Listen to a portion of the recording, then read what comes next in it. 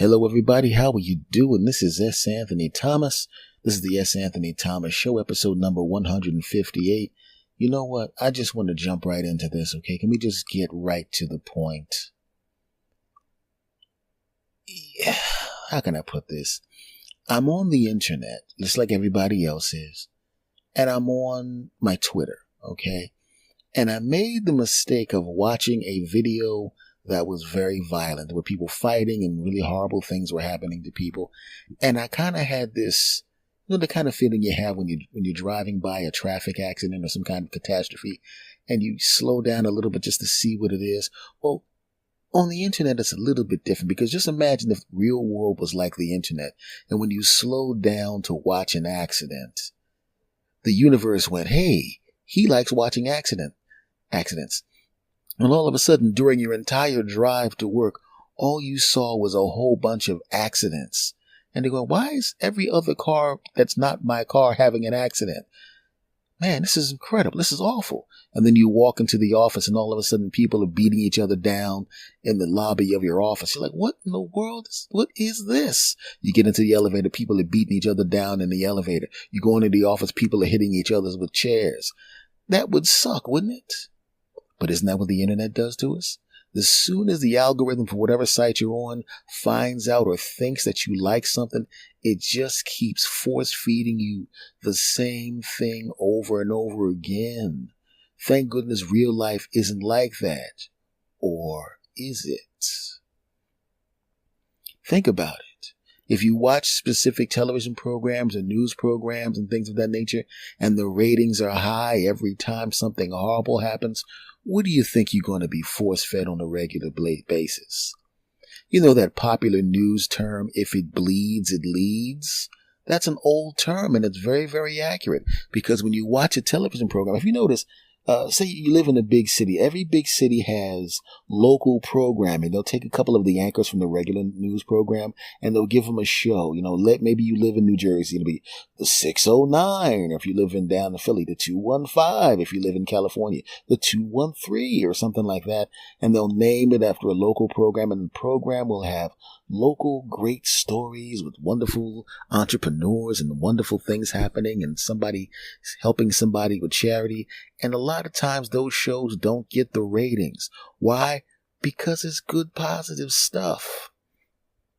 If you walk by the television and one of the news anchors, you see the news anchors and you'll stop for a second and you're wondering, why is he or she not behind the tape, not behind the desk? Oh, there must be some kind of breaking story.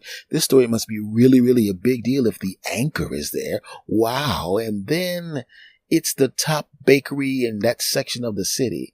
And you immediately go, I don't want to see this crap. I don't care about a bakery. Now, if somebody goes into the bakery and drop kicks somebody out the glass window, let me know. So we all know that only the bad stuff is the kind of stuff that catches our attention, right? The bad stuff is the kind of stuff that catches our attention. But just like the algorithm on an internet website, we are our own algorithm if you really, really think about it. The quality of our lives is usually dictated by the people and the things that we have around us. And you've all seen people that are just super duper bubbly. You've been in an office, maybe there's somebody in your family, maybe there's a few people in your family that are extra bubbly. You walk into the office and usually the extra bubbly person in the office, you know, if you're kind of a dour person, they kind of annoy the crap out of you because they're working in the same office that you're working in and you're completely miserable. You hate being there. Why is this person so chipper? Why are they smiling? Why can I hear their laugh all the way down here? There's 500 people in this section and I can hear them laughing get all the way over there. What in the world? And you're kind of annoyed by it. And I think you're probably annoyed, and we're probably annoyed by those people if we're jealous of them because we see the happiness that we can't have. And we're wondering, why can't we have it? We're working at the same job, making the same money. They don't live that far from me. They actually live in the same section of the city to me. They go to the same supermarkets, the same stores. Their life is very, very similar to mine. Yet, They're laughing and smiling and tee-hee-kee-kee-kee. They're in a good mood early in the morning doing work. When the work day drags, they don't drag, and they're kind of chipper and happy when they walk out of the office. What the heck is going on? And they're a health person, so I know they're not taking any kind of substances. And if they took a substance, I wouldn't take a substance, but at least it would explain it. It's probably because the algorithm in their life is a little bit different. It's a little bit different than the algorithm of your life, right? Why is that? And I remember watching, it was kind of a personal case study of two people that I saw working in an office when I worked in an office. I watched them. They were basically the same person. Like I said, same section of the city, within about 3 miles of each other. They went to the same supermarkets. They actually went to very, very similar schools. Their lives on paper looked almost exactly the same. What was the difference? And I watched them from afar because it was me like watching the experiment so I could make a decision to be a little bit more like the person who was always happy. What was going on? And I started to notice, I fell into conversation with them as individuals. And then the guy who was a little bit bummed out wasn't a bad guy. He was just kind of a little bit of a negative dude. You know, you could only take him in like 20-minute spurts before he turns into the everything sucks parade, right? And the happy person was way too happy about crap that was like, what the heck? You could take them for longer periods of time, but you could take Captain Sad for about 20 minutes, and you could take Captain Happy for maybe you could take as much as an hour of Captain Happy, okay? But what was the difference between the two? And why could only take 20 minutes of one and an hour of the other one? What was going on? Upon further study, upon further conversation, upon learning a little bit more about these two people, I started to notice, like I said, they were running different algorithms in their life, my friends. Like I said, the stuff that you look at, the stuff that you pay attention to is the stuff that keeps showing up. I started to look at their job history. I mean, not their job history, but their job performance. I was in the top 5, 10 all the time. Captain Happy was right up there with me, and Captain Sour was behind us on a regular basis, still in the top 15, so one of the top performers. I just kind of sailed on methodically. Captain Happy was, everything's great. Captain Dour, everything sucks. And I'm looking at them, and they're on both sides of me, and I'm trying to figure out what. And then I realized, like I said, the algorithm. Mine was just the standard algorithm. Take it as it is, and if I can improve it, I improve it. If I can't, I'll move on and do what I have to do. Just kind of right in the middle. Captain Happy was subconsciously picking and choosing things and people that fit what he wanted to feel like. When he picked and chose his wife, he found someone with a similar personality to his. She was also a very happy person.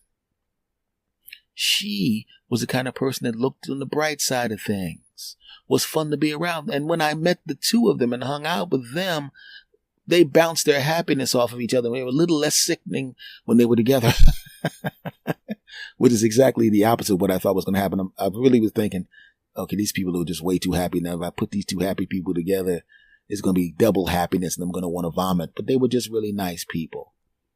And I realized, oh, I get it. If you surround yourself with the people that you want around you, and you're in the mindset that you want to get better and better and better and better, and you don't have sour people around you, you tend to be happier. Right? They ate healthier. They picked good friends. They had kids. They were really good to their kids. Their kids were really good kids and really positive kids. They spent a lot of time with their kids. When you were around them, they were very inviting and helpful without expecting anything in return. So think about this guy's life. He wakes up with his beautiful wife. He goes to a job. He enjoys himself. He's successful at the job. And when he leaves his job, what does he go home to? His beautiful wife and these 2 great kids and a life that he built with her. And he's happy. So basically, sadness and bad things that happen during the course of his life are kind of an aberration because he doesn't allow crap near him. And his wife's the same way. I met a lot of their friends. They surrounded themselves with happy, positive, successful people. I don't even know if they did it on purpose. And quite frankly, when I knew that that was the kind of person they liked to have around them, the simple fact that they went out of their way to spend time around me meant they saw some of that in me, and I was encouraged by that. But I also spend time with Captain Miserable. and I sat there and I realized, and this is not, I'm not even kidding when I said that. One day, he went from maybe number 15. He zoomed, I was in the top 5 usually. He went past me, past Captain Happy. I was usually, me and Captain Happy right around the same. He zoomed past us on the sales board. He had never been that high on the sales board, but he had gotten a couple of good sales, and then neither one of us, we were happy for him. We said, hey, cool, because we knew he was going to get a nice little bonus. But he walked into the office. We were in the break room. And I come back from the break room, I'm sitting down chilling. Captain Happy's chilling, and Captain Sour walks back in. He had a big smile on his face. And I'm telling you, I'm not joking when I say this. He started talking to us, and we were looking at him like, who's this? This is the truth. We were so used to seeing a sour look on his face that the smile on his face literally made him look like a different person. Not even kidding. I didn't tell him that. I just acted like I was joking with him. He's like, oh, you guys are crazy. Yuck, yuck, yuck, yuck, yuck, yuck, yuck, yuck, yuck. But this is one of those situations where real life mirrors a sitcom, right? Because in the sitcom, there's always that third act where something happens and it kind of messes up the person's flow. He sits down. He's still got that smile on his face. And they had a group of people called verifiers. They would verify your sales. You know, they would verify a certain percentage of your sales just to make sure that they stayed on the board. And if they couldn't verify the sales came off the board. I think you know where this is going, right? And I felt bad for him. The 2 verifiers walked out of the back room. Normally, you don't see the verifiers. If you see the verifiers, you would see them at the end of the day when they would, it was, hey guys, and they would walk out. No big deal because everybody was leaving. But if you saw them during the course of the day, it was not a good thing about to happen. Not a good thing at all. 2 of his biggest sales fell off the board because the person changed their mind. He hadn't done anything wrong, but they changed their mind. I don't know what it was. It could have been maybe the secretary said, oh, they ordered that stuff and he had to get rid of it or something happened and his orders fell through. And you know what else fell? His name on that chart. 5, 6, 12, 15, back down into number 17 or 18, down to 20. Ooh. And because those 2 sales fall off, they went back and verified some of his other sales. And I don't think they were the nicest. They didn't verify in the nicest way. Because there's a way they can verify your sales where they're very ginger, very nice, da-da-da-da, scoopity-boop-boop-boop, everything's great. But because they thought maybe he might have scammed a little bit, or maybe he was a little fast and loose with the numbers, they went a little aggressive on the verifying, and some of his other sales fell off. Well, if that's the way you guys think, I don't like the way you guys do business. 25, 30, 40. Now he's down in the top 50. I think what happened is they aggressively verified some of his sales and annoyed the customers who canceled the sales, and they knocked him all the way out of the top 50. You'll never guess what his face looked like. You'll never guess. And he turned around when he found out about it after hitting the desk. He turned around and, hey, look who's back. Sour face. It was just an interesting thing that happened in front of us so we could actually watch the change in his face. But like I said, he wasn't a bad guy. I spent time with him. Met his wife. Very similar to the other couple. The wife was just like him. He was miserable. She was miserable. They had a baby. She took some time off with the baby. Couldn't get any sleep. He wasn't helping enough with the baby. So they're literally fighting in the office. Not physically fighting, but arguing. Oh, so you can't even take care of the baby. He's miserable. So he's miserable at his job, and then he goes home, he's miserable at home. Right? I met some of his friends. This is the truth. I'm not making this up for a story. I met some of his friends. What a group of, these guys were pretty good dudes, but I mean, they were just like everything. It was like the everything. I call it the everything sucks show when you're around negative people. And I realized once again, they had surrounded themselves with people that were like them. It was their personal algorithm. Everybody has an algorithm. You pick and choose, in many cases, the people that are around you. Sometimes there's people that are around you that you can't get away from. Maybe they're your family. Maybe they're friends that you grew up with. But you got to realize there's a certain time and place for everything. And I have some negative people that are around me sometimes. And guess what? I limit their access to me. I don't get rid of them because they may be somebody that I've loved for a long period of time, an old friend or something like that. You know what I mean? So, but I limit my time with the negativity because it just drags me down. Just like when I'm online earlier today, like I said, when I was watching some videos online and I got fascinated by this violent video. I don't like violent videos, but I was fascinated by what I was seeing, and I couldn't believe that this video was actually not taken down. Probably got taken down by now. It's been a few hours. And because I made the mistake of going, I can't believe this, I walked out of the room, made a sandwich, forgot to move the video. So as I'm making the sandwich and getting my orange juice and getting my food together, and I come back, I'm about to move to something else, I realize, oh no, that video has been on my screen for the 10 minutes or 11 minutes or 12 minutes it took me to make the sandwich and get the juice and finish watching whatever, and watching the last couple minutes of a news program on the TV upstairs. Oh no. And you guessed it, all of a sudden I'm seeing videos of people assaulting each other.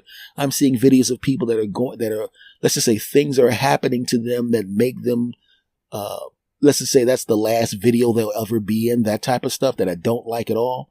Stuff I wasn't following, stuff I wasn't interested in, and they kept force feeding me that crap. So I had to sit there and block, trying to let the algorithm know I don't like this stuff. Stop showing me this stuff. Well, then if you really think about it, in your personal algorithm, your life algorithm, your personal algorithm, you kind of got to do the same thing, right? There's someone that makes you feel like crap, block. And if you can't block them because maybe they're a relative, mute. Be too busy to be around that. You don't want to get rid of them. You want to make sure that you're there to make sure that they're cool and they're taken care of, and you do love them. Maybe they're a relative of yours, but you mute them a little bit. You got to be a little bit too busy to spend long stretches with them because it will drag you down. If you're going to pick a life partner, someone that's going to be in your home with you, in the bed with you, in the tub with you, make children with you, we have to try to do our best to make sure that we put something good into the algorithm. Our life is our algorithm. We have to make sure we put something good in our algorithm. Somebody that's fun to be with, that you can build a life with. Someone that agrees with you on whether to have children or not, and if to have children, how to treat the children.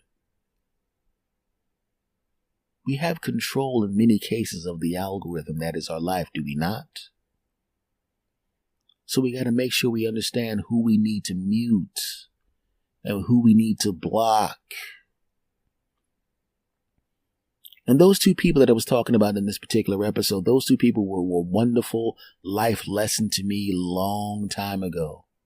When I think about, I don't even remember their names, to be honest with you, because it's been a long time since I've dealt with those two cats, but I do remember their behavior patterns.